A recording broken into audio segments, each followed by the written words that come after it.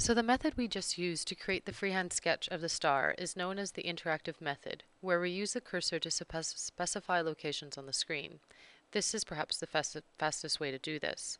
However, it is rather difficult to try to create a line of a specific length by watching the displayed coordinates, which are often down here in the command bar. It would be helpful to know what 1 inch or 1 meter looks like on the screen while we're creating our entities. So you can do this by using tools such as Grid and Snap. Grid and Snap can be found down here in the status bar. If you want to get your grid to go on, you can click on Grid, and if you want Snap to go on, it'll go click it on, and then you notice in the command bar it will say Snap on, or in this case, if I take Snap off, it'll say Snap off. Okay, so some of you might see that you don't actually have a grid. If you don't, then click Settings, or pardon me, right-click Grid, click on Settings, and head up to Snap and Grid. On the grid side, you should have Grid on.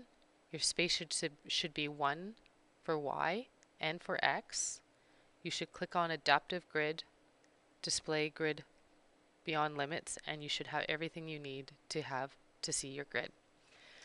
Click OK, and now the grid is up.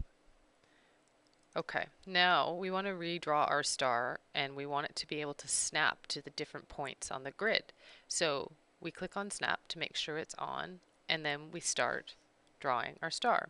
So click on Line, and then you notice as you hover over the points, it'll just sort of snap into where you want it to go. So I'm just going to draw my star just like I did the other one.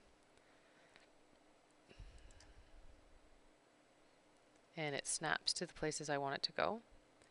And there you have it.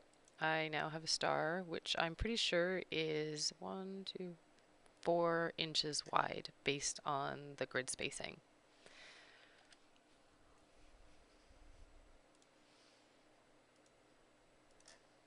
So now a good time is to show you how to use the erase tool.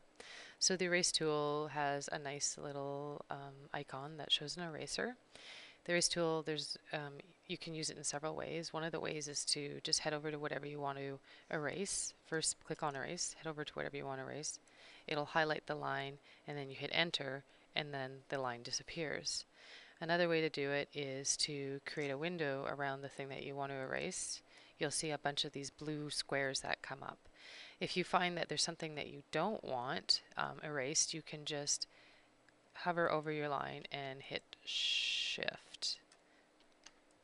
Oh, that didn't work. Okay, don't do that. So forget that. Just take your entity like so, and you can put a window around it, and then you can just hit Delete, and that'll get rid of everything. If you want to repeat the command that you just did, you right-click in the window, hit Repeat Erase, and then you can go about erasing again. Delete. So Enter, and you can also do the same way to repeat a command by hitting spacebar. It'll go back to Erase, as you'll notice down here it says Erase, and then you just click on what you want to click, and then you hit Enter.